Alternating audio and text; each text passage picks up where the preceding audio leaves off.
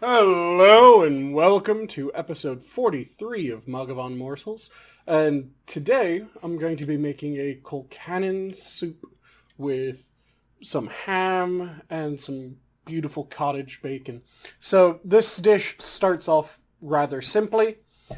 I have some potatoes, about 1.5 pounds of potatoes. I have about 1 pound of russet, and I decided to throw in some Yukon Gold as well, which are already sliced up fairly thin.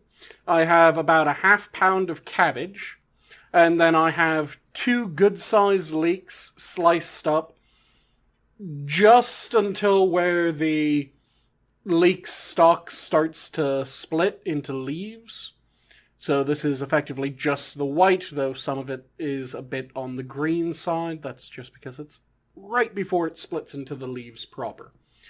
So I have those sliced up. And then I have about 6 tablespoons of butter that are going to be in a pan that all this is going to go into.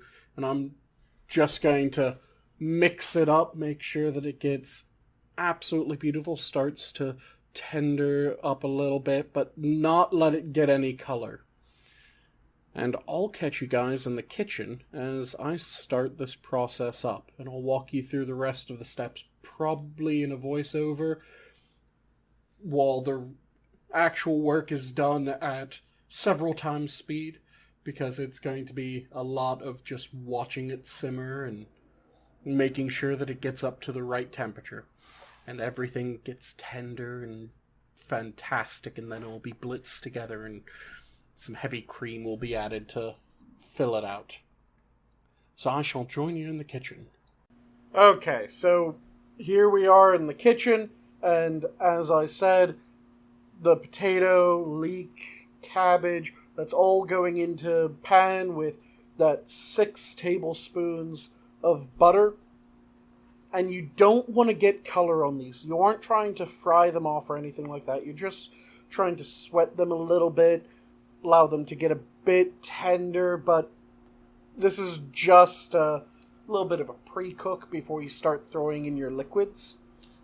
So you just want to keep them moving around, you want to let them soften, you want to let the flavors kind of marry together and become absolutely beautiful. Once it's cooked round enough, then what you're going to do is you're going to be adding 5 cups of chicken stock. The more flavorful the stock that you use, of course, the more flavorful this is going to be. And then you're going to let that cook, and you're going to let it bubble away.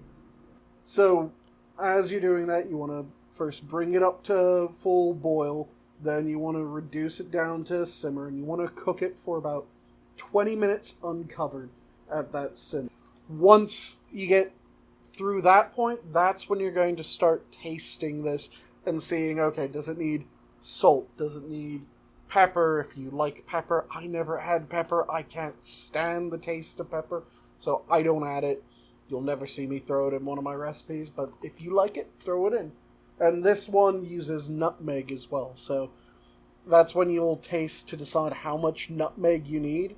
So season a little bit, taste, see if that's good. If it tastes good to you, fantastic, you're good to go. If it needs a little bit more, season a little bit more. You can always add more, you can't take it out. So just go very simply with it. Remember that there will be some heavy cream going in, so you will be able to re-season after all of that. But once the broth has cooked for that 20 minutes, that's when you're going to take it off the heat. Okay, so here we are. The cottage bacon has fried up absolutely beautiful. You can see that nice coloration and that shine from the fat on it. So I'm just going to very simply give it a very, very rough chop, almost a bit between a chop and a dice, effectively. Just getting it into nice bite-size, large bite-size, but still bite-sized pieces. And let's get this turned sideways. Just cut it down like that. This bacon's absolutely delicious. You can do this with any bacon. I just have this cottage bacon that I bought at a farmer's market, and my God, it's amazing.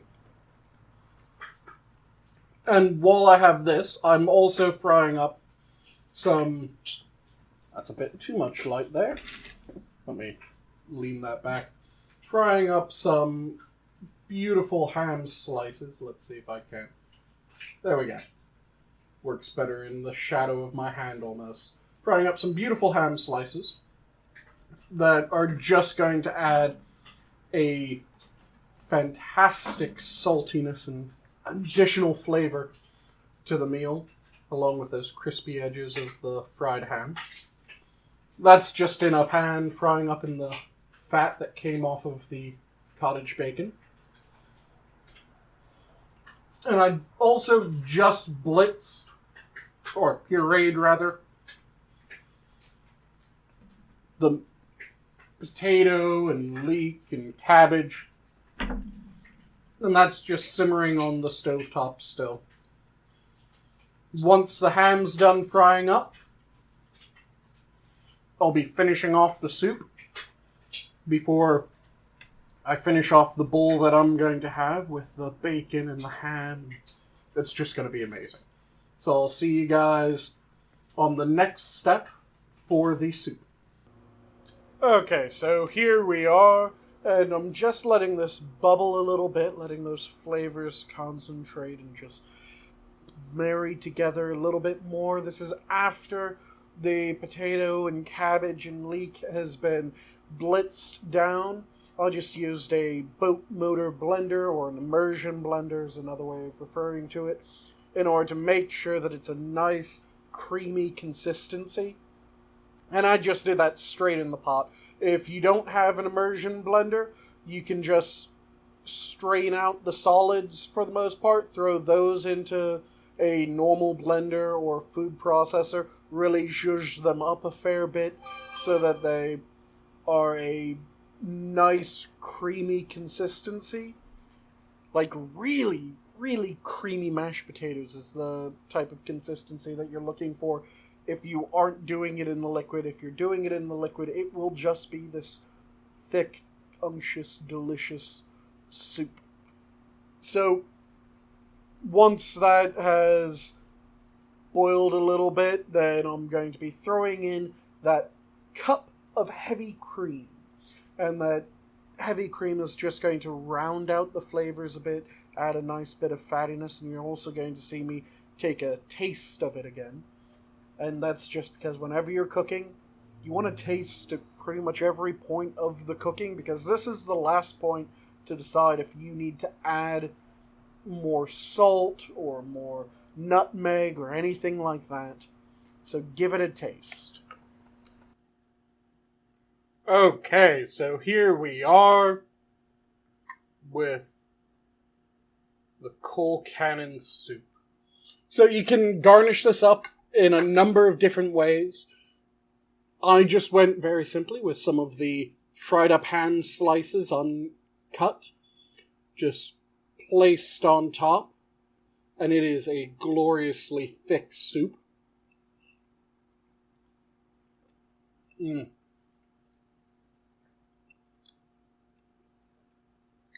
can also garnish it up with some cheese and some chives, because this soup is a very Irish version of effectively a vichyssoise.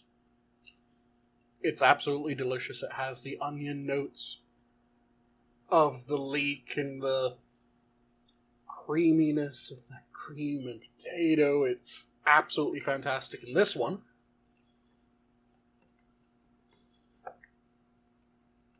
has some nice meaty chunks of bacon and ham that have just been cooked up and thrown and mixed in right before plating this up.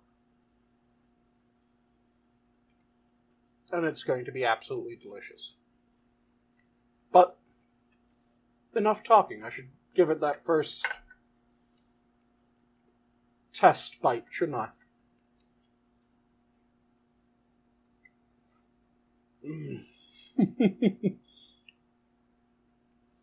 This is ridiculous comfort food. At its core. It's all that comfort of mashed potatoes with that slight alteration of the leek and the cabbage.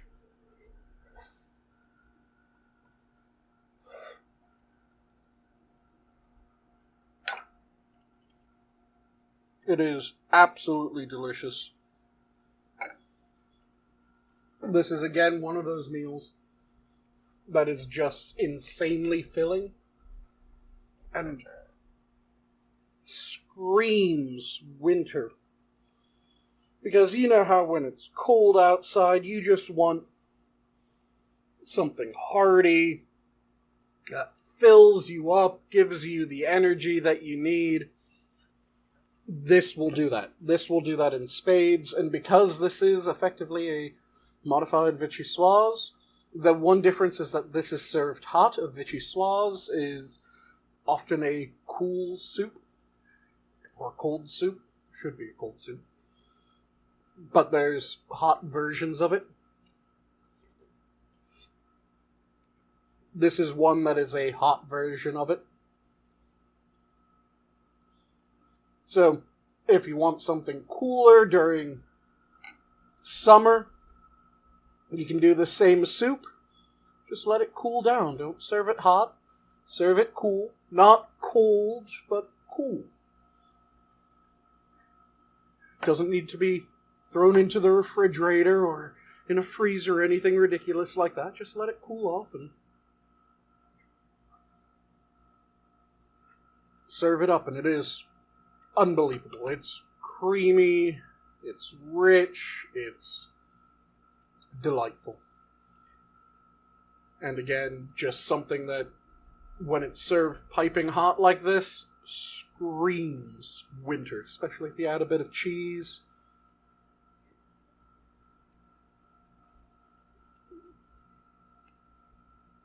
Get some soup crackers to eat with it. Crumble some of those on top. This can be doctored up and done in an obscene number of ways, and every single time it will be absolutely delicious. So,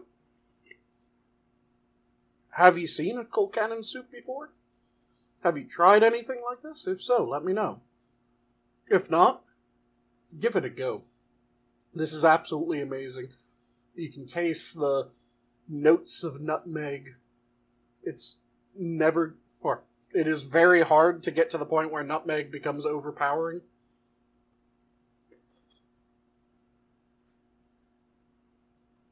So it just kind of perfumes the dish.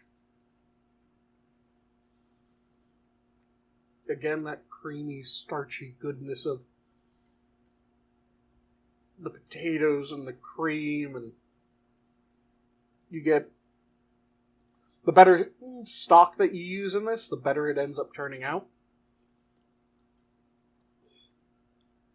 Just like everything, the better ingredients, the better the final outcome can be. But you don't need to use the highest end ingredients. You don't need to do anything really special. This is just comfort food at its soul.